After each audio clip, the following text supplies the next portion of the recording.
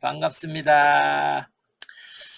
자, 오늘은 이 시작에 우리가 이제 많이 들었던 그 젤린스키라는 분이 썼던 책 중에서 모르고 사는 즐거움이라는 그 책이 있다. 그래서 제가 읽어보진 않았는데 제목은 한번 들은 것 같아요.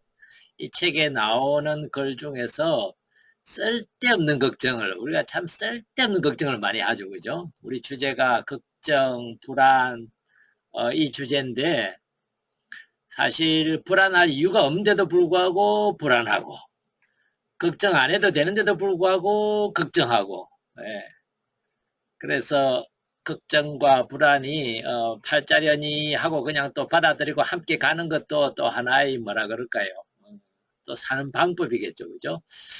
그래서 오늘 처음 시작에 쓸데없는 걱정이라는 그 제목으로 이제 나와 있는 문구를 이렇게 한번 보면은요, 걱정의 40%는 현실로 일어나지 않는 걱정이라는 거예요. 사실 많은 경우에 보면은 우리가 과거를 이렇게 되돌아보면은 여러분들은 어떠신지 모르겠어요. 과거에는 걱정 없이 살았어요. 예. 과거에도 걱정을 많이 했을 거예요. 과거에는 별로 불안한 게 없었을까요? 그때도 아마 여전히 지금과 같은 그런 불안감은 느꼈을 거란 말이에요.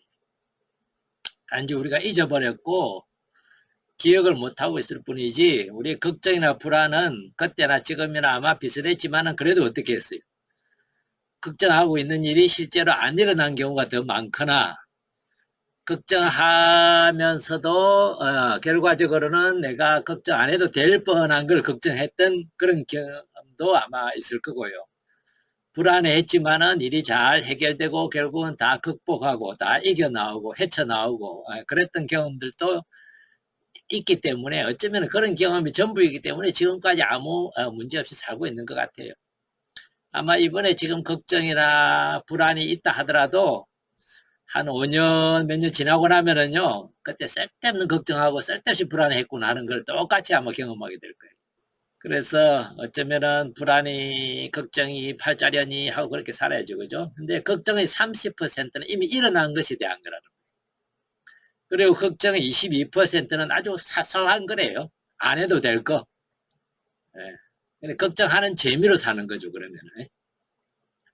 그 다음에 이제 걱정의 4%는 우리 힘으로는 어쩔 도리가 없는 그런 걱정이라는 거죠. 내일 비가 오면 어떡하나 하고 걱정을 해봐야 그거는 내 걱정하고는 아무 상관없이 일어나려면 일어나고 안 일어나려면 안 일어나는 거예요. 그죠? 예. 내일 날이 오늘보다 더 추워지면 어쩌나 하고 걱정해봐야 그 걱정은 아무 쓸모없는 걱정이라는 거죠. 어차피 추우려면 추우는 거고 안 추우려면 안 추운 거지, 내 걱정이 어떤 영향도 못 미친다는 것을 이제 말해주는 겁니다. 그래서 우리가 걱정함으로 해서 좀 유익한 거, 뭔가를 준비하거나 뭔가를 바꿔 놓을 수 있는 거는 결국은 우리 삶에서 4%만이 좀 유익한 걱정이라는 거예요. 그래서 걱정은 하되 하루에 한 1분만 걱정하라는 거예요. 걱정할 때 딱 걱정거리가 들거나 불안거리가 딱 들면은 마음속으로 1분 동안 걱정하고 1분 동안 불안해하고 끝내겠다. 왜냐하면 해봐야 대부분은 쓸데없는 거니까 그냥 1분 정도만 하고 끝내자. 어차피 나는 헤쳐나갈 거고, 어차피 내가 바꿀 수 없는 거는 내가 걱정해봐야 소용없는 거고, 어차피 현실적으로 일어나지 않는 걸 걱정하게 되니까 그냥 1분만 딱 하고 끝내자. 너무 안 하면 미안하니까. 그죠? 또 걱정도 해주는 재미도 또 있어야 되니까. 그거를 아마 이 젤린스키라는 사람은 자기 책에서 이렇게 설명하고자 했던 게 아닌가 하는 생각이 이렇게 듭니다. 자, 이제 우리 주제로 한번 넘어가 볼까요? 걱정과 불안을 다스리는 그 방법에 대해서 지금까지 쭉 얘기를 해오고 있습니다. 그리고 이제 지난 시간부터는 믿음이 걱정과 불안을 다스리는, 어떻게 보면 조금 더 근원적이고 좀 더 효과적이라는 것을 이렇게 이제 설명을 이렇게 하고 있는데, 그 중에서도 믿음 중에서도 다양한 유형의 또는 다양한 수준의 그런 믿음들이 있거든요. 오늘 좀 다루겠지만은 아무 근거 없이 믿는 믿음을 우리는 맹신이라 그러고 조금 근거를 가지고 이제 내가 믿음을 가지게 되는 것을 해신, 이해가 되기 때문에 해신이라 부르고 훨씬 더 지혜로운, 훨씬 더 전문적인 아니면 인간의 능력을 넘어서는 어떤 분의 의지에서 그분들의 가르침이나 그분들의 말씀이기 때문에 그것을 근거로 해서 믿는 것을 우리는 앙신이라고 이렇게 이제 보통 표현을 합니다. 그래서 어떤 종류의 믿음이든 이 믿음이 갖는 힘은 사실은 이제 엄청나요.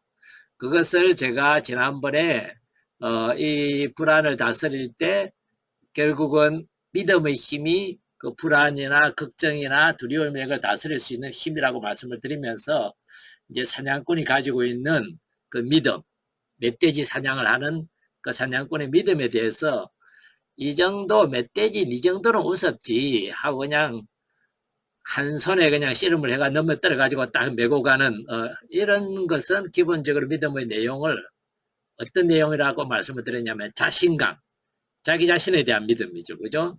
내가 헤쳐나갈 수 있다. 해낼 수 있다. 이 정도는 내가 대처해 나갈 수 있는 그런 능력이, 그런 힘이, 그런 경험이 충분히 있다 하고 스스로에 대한 믿음. 내가 뭐 완벽하다고 믿는 게 아니라 내가 완전한 사람이라고 믿는 게 아니라 절대적인 파워를, 힘을 가지고 있는 사람이라고 믿는 게 아니라 그냥 내 삶에서 만나는 정도의 것들은 내가 헤쳐나갈 수 있는 그런 힘이 있고 지금까지 그렇게 해오지 않았느냐 하는 그런 자기 자신에 대한 믿음. 그 다음에 미래는 어려운 일도 있을 거고 쉬운 일도 있고 뭐 별거 다 있겠지만은 그래도 내가 보기에는 좋은 것들이 더 많을 거다 하는 그런 어떤 긍정적인 믿음. 이런 믿음들이 두려움과 불안을 결국 뭘로 바꿔낼까요? 그냥 부딪힐 수 있는 용기. 왜냐하면 두려움은 기본적으로 도망가게 만들거든요. 부딪힐 수 있는 용기. 그리고 불안감은 왠지 나를 어둡게 만든다면은 내 마음을 어둡게 만들고 미래를 어둡게 만든다면은 미래가 긍정적일 것이라 하는 믿음은 희망적으로 밝게 만들어주는 거죠. 그렇죠? 그래서 두려움과 불안을 용기와 희망으로 바꿔내는 그 힘은 결국 뭐냐 하면은 내 자신과 미래에 대한 긍정적인 믿음이 있을 때 그게 가능하다. 근데 이 믿음들을 이제 어떻게 우리가 바꿔낼 것인가 하는 걸 가지고 만들어내고 가꾸어낼 거고 기존의 부정적이거나 나에 대한 약한 믿음들을 좀 더 강하게 이렇게 바꿔낼 것인가 하는 그 방법이 뭘까를 지난번부터 조금 다루는데 오늘 다루면서 먼저 왜 이 믿음을 좀 더 가꾸고 바꿔야 될까 하는 것에 대해서는 이 믿음의 힘이 우리가 상상하는 것보다 내가 생각하는 것보다 엄청 더 크다는 것 때문에 그래요. 그 큰 믿음의 힘에 대해서 이제 좀 다루고 있었는데 믿음은 우리 삶의 방향과 의미, 안정을 제공한다는 것을 이제 지난번에 말씀드렸고요. 그래서 우리 삶의 내비게이션이다. 내가 아무것도 없는 상태에서 헤쳐나가는 것 같지만은 사실은 내 마음 안에 어떤 믿음이라는 내비게이션을 가지고 있다는 겁니다. 그 믿음의 내비게이션이 우리를 인도하는 대로 이렇게 가죠. 사람은 자기 삶을 살아갈 때는 이런 것을 중요하게 여겨야 된다 하고 자기 나름대로 중요하게 판단하는 가치들이 있고 그것도 믿음에서 나오는 거죠. 나는 돈만 있으면 돼. 이것도 뭐죠? 믿음이에요. 그런데 이 믿음을 가지고 살아가지고 돈을 엄청 벌어가지고 한번 써보니까 이것도 별거 아니네 하고 경험하는 사람은 돈이 전부가 아니구나 하는 그런 경험을 하면서 그 전에 가졌던 믿음이 어떻게 돼요? 깨지게 됩니다. 그러면서 다른 믿음을 막 찾게 되는데 그 믿음을 찾기 전까지는 뭐예요? 방황하게 되는 경우가 있어요. 그래서 새로운 믿음으로 이제 성장하고 나아가게 되면은 결국은 인생은 사람들과 좋은 관계를 만들어 가면서 사람들과의 관계에서 뿐만 아니라 또 그 관계에서 좋은 어떤 사랑의 어떤 마음들을 가꾸는 게 더 중요하겠구나 하는 믿음이 생기면 어때요? 근데 그 믿음에 따라서 또 살아가게 되는 거죠. 이렇게 자기 자신의 믿음이 삶을 이끌어가는 하나의 내비게이션이라는 걸 말씀을 드렸고요. 그 다음에 이제 하나가 우리가 새로운 연구들을 통해서 알 수 있는 게, 믿음은 우리 내적인 우리 자신의 두뇌에 내리는 명령이라고.